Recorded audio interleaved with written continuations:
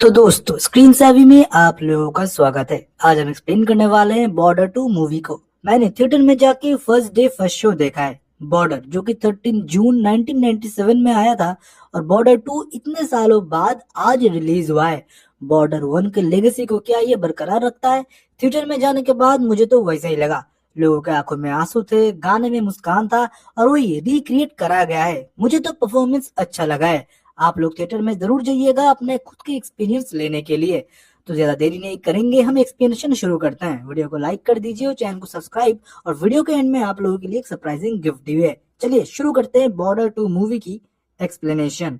Movie की शुरुआत में हमको 1971 इंडिया पाकिस्तान वॉर के बारे में बताया जाता है।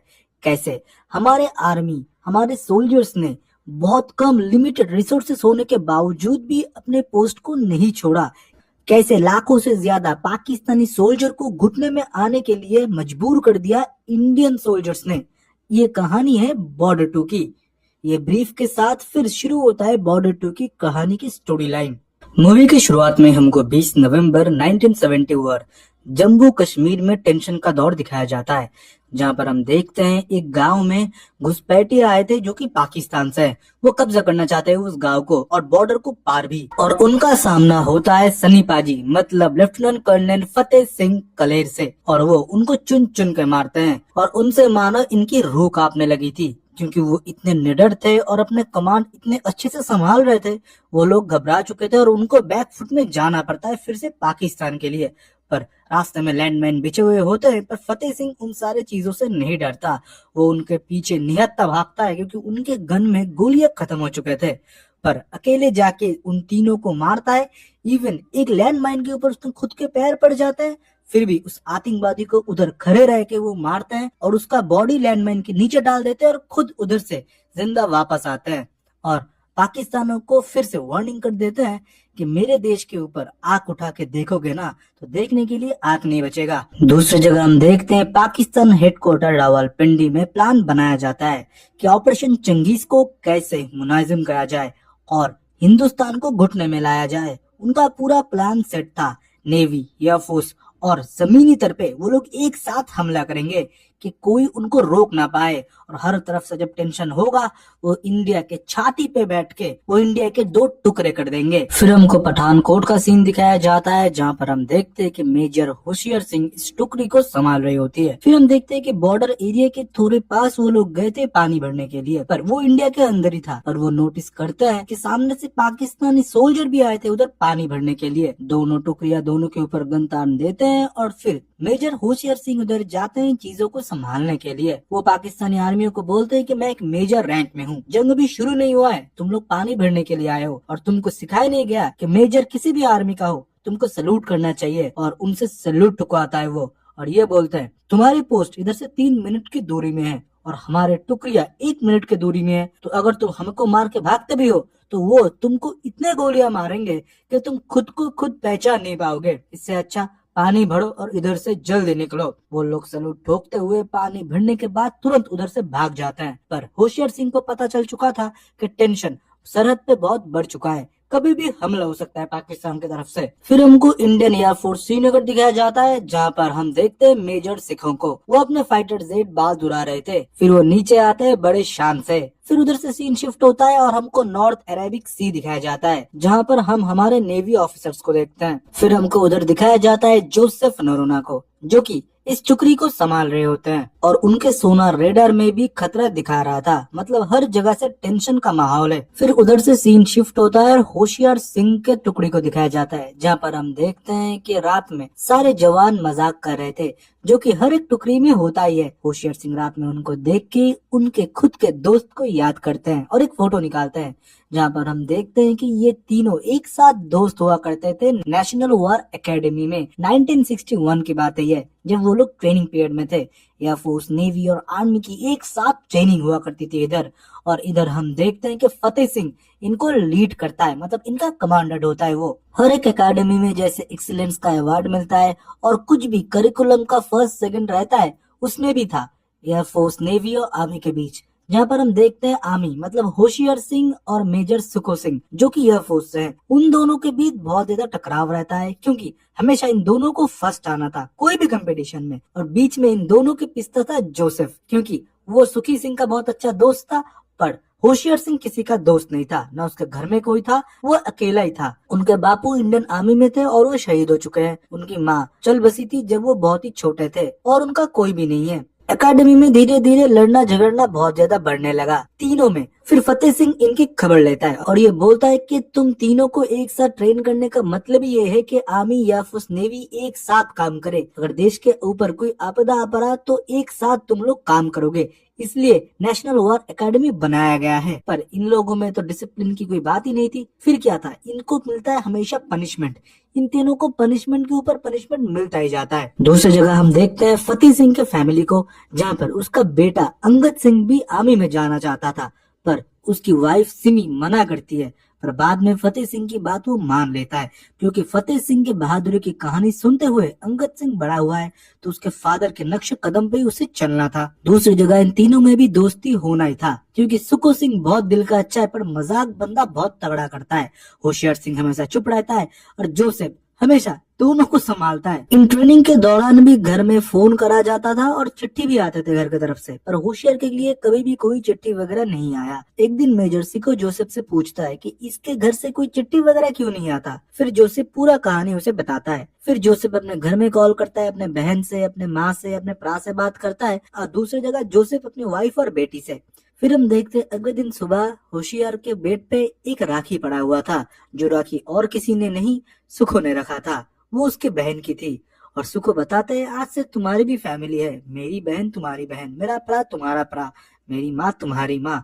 ये बोलने के बाद वो तीनों एक साथ गले लग जाते हैं। तब से वो लोग पक्के दोस्त थे। फतेह सिंह पूछता है कि तुमको क्या लगता है एक सोल्जर बनने के लिए तुम में क्या सबसे ज्यादा होना चाहिए। कोई बताता है कि सर हम वेल इक्विप्ड हो, कोई बताता है खुद पे भरोसा हो, कोई बताता है निडर हो, पर फतेह सिंह बताता है सबसे ज्यादा तुमको जरूरत है अपने दोस्त की, जो कि जंग के हर एक सिचुएशन पे तुम्हारी मदद करे। जंग के मैदान में ना राइफल ना टैंक तुम्हारी सबसे अच्छी दोस्त होते हैं। सबसे अच्छा दोस्त वही होता है जो कि तुम्हारा साथी होता है। कभी भी तुमको ये सारी चीज धोखा दे सकते हैं, पर तुम्हारा दोस्त तुम्हारा भाई कभी तुमको धोखा नहीं देगा। इसलिए हमेशा जंग के मैदान पे अपने प्राण से बना के रखना, क्योंकि जंग के मैदान में ना तुम्हारा माँ बाप बीवी बच्चे कोई नहीं रहेंगे, सिर्फ रहेगा तुम्हारा प्राण, तुम्हारा भाई, तुम्हारा साथी। फिर हम देखते हैं होशियार सिंह के घर से एक चिट्ठी आता है। वो चिट्ठी देख के तो सारे लोग शॉक हो जाते हैं, क्योंकि सिखो और जोसेफ को पता था कि इसके घर में कोई भी नहीं है। तब राज खुला जब वो 7 साल का था, तब उसका ब्याह हो चुका है। पर ब्याह होने के बाद ये लोग अलग अलग हो गए थे। दादी ने बोला था लड्डू खाएगा, पर क्या पता वो उसके शादी के लड्डू थे। अलग हो गए थे, पर अब उसको शादी करना है उस लड़की को, और इसके लिए वो पागल है, और वो भी अपने बीवी से प्यार करता है। अभी तक उसने देखा नहीं, इसलिए घर से चिट्ठी आया है कि वाइफ से मिलो और शादी ब्याह करके लेके जाओ। तो वो छुट्टी लेके गया था अपने बीवी से मिलने के लिए। उधर भी अपने बीवी को पहली बार वो देखता है और प्यार में पड़ जाता है, क्योंकि उसने नहीं सोचा था कि 7 साल की उम्र में जिस बच्ची से उसने शादी किया था वो इतना सुंदर होगी। होशियार सिंह के घर में जाने के बाद उसकी बीवी फोटो मांगती है माँ बाप की कि वो प्रणाम करेगी, पर होशियार बोलती है कि मम्मी ने बोला था कि जब पापा जंग से लौटेंगे तब फोटो खिंचवाएंगे, पर पापा जंग से कभी लौटे ही नहीं और मम्मी अकेली कभी फोटो खिंचवाई नहीं, तो दोनों का तो फोटो मेरे पास नहीं है, सिर्फ पापा की वर्दी है। तो वो वर्दी लेके ही उसकी वाइफ उनको प्रणाम करती है। ये देख के होशियार सिंह को बहुत अच्छा लगता है। वो अपने बीवी का हाथ कभी नहीं छोड़ेगा, वो उससे प्रॉमिस करता है, और वो दोनों एक साथ बहुत टाइम बिताते हैं। होशियार सिंह पोस्ट में भी आता है, फिर अपने बीवी से लौट के भी मिलता है। होशियार सिंह की बीवी पेट से थी। जब उसको ये पता लगता है वो बहुत ही खुश होता है, अपने बच्चे के लिए एक झूला बनाता है। फिर हमको राखी का टाइम दिखाया जाता है, जहाँ पर हम होशियार, जोसेफ और सिको को देखते हैं। जहाँ पर सिको की बहन उनको राखी पहनाती है और ये बोलती है आप लोगों की शादी हो गई और आपके तो बच्चे भी होने वाले हैं, पर मेरा भाई तो शादी नहीं करना चाहता, एक लड़की पसंद है, फोटो उसके पास है, वो भी राजी है, पर ये खुद पहले बात करने के लिए नहीं जाता। तब होशियार और जोसेफ मिलके ये बताते हैं कि इसको फर्स्ट होने का बहुत ज्यादा शौक है। आप लोग बस ये बता दो कि लड़की वालों ने इनको रिजेक्ट कर दिया है। और जब उसकी माँ तुरंत उसको बताती है और ये बोलती है कि फोटो जाके उनको वापस करके आओ, फिर क्या था, सिको के ईगो में लग जाता है, सिको मिलने के लिए चला जाता है, उधर जाके तो खुद उसका पोपट हो जाता है। उसको पता चलता है कि घर वालों ने उसका पोपट बनाया है। फिर क्या था, उस लड़की से उसकी शादी होती है बहुत ही धूमधाम से। होशियार और जोसेफ उनके शादी में बहुत ज्यादा नाचते हैं, पर हम देखते हैं कि रेडियो में तभी अनाउंसमेंट सुनाई ये देता है कि टेंशन बढ़ चुका है, पाकिस्तानी टुकड़े कुछ कुछ एरिया में घुस चुका है और कहीं कहीं तो वो फायर भी कर रहे हैं। तो हर एक जवान की छुट्टी कैंसिल कर दिया गया है, उनको पोस्ट पे बुला लिया गया है। फिर हमको फतेह सिंह को दिखाया जाता है जो कि रेकी कर रहा होता है। तब उनको दिखता है कि गांव वाले पूरे गांव छोड़ के जा रहे होते हैं। उनके पूछने पे वो बताते हैं कि सरहदों के उस पार बॉर्डर एरिया में उनका हलचल बढ़ चुका है साहब। आप लोग भी इधर आ चुके हो, मतलब गांव हमारा बीच में है, बहुत लोग मारे जाएंगे, इसलिए हम लोग गांव छोड़ रहे हैं एक दिया जला के। क्या पता दिया हमको रास्ता दिखाए और हम फिर से हमारे गांव पे लौट पाए। वो जो गांव का एरिया था उन लोगों ने कब्जा लिया था, मतलब पाकिस्तानियों ने, और कुछ जवानों को मार के उधर रख दिया था। फिर से फतेह सिंह को उस जगह को वापस लेना था और उनको खदेड़ना था उधर से। तो फतेह सिंह अपने टुकड़े को लेके उधर पहुंचते हैं और पहले से नजर रखते हैं रेडियो सिग्नल डिपार्टमेंट पे, कि जहाँ पर उधर जो रेडियो ऑपरेटर है उनको खत्म करेगा कि वो एयरफोर्स को खबर न कर पाए। फिर क्या था, फिर वो लोग घुसेंगे, उन सबको मारेंगे और लैंडमाइन बिछा देंगे। अगर वो फिर से अटैक करते हैं तो लैंडमाइन से टैंक वगैरह उड़ जाएंगे। वही प्लान रहता है, वो लोग वही काम करते हैं। पर फतेह सिंह देखता है कि रेडियो ऑपरेटर को मारने के बाद ये सिलसिला नहीं रुकता, बाकी लोग भी रेडियो से कांटेक्ट करने की कोशिश करते हैं। तब वो रेडियो खुद उठाते हैं और ये बोलते हैं कि पाकिस्तानी तो इधर नहीं रहे, इंडियन इधर घुस चुके हैं और उनके एरिया में भी है। तुम लोग अगर अपना जान सही सलामत चाहते हो इधर से चले जाओ, न सरहद बचेगा न तुम लोग बचोगे। तब हम देखते हैं दूसरे एयर से पाकिस्तानी कमांडर ये बोलता है, 1 सितंबर 1965, तुझको याद है तेरा बेटा मरा था ना, तेरा बेटे को तड़पते हुए बिलखते हुए मैंने मारा था और तू भी मरेगा। और ये सुन के मानो हम लोग फ्लैशबैक में चले जाते हैं, जहाँ पर हमको उस दिन अंगद के एक चिट्ठी मिलता है। वो लोग गुरुद्वारे गए थे, चिट्ठी पढ़ते हुए वो लोग बहुत ही खुश थे कि बेटा सही सलामत है, सब कुछ है। पर हम देखते तभी बिल बजता है घर का और ये खबर आता है कि अंगद जिंदा नहीं बचा।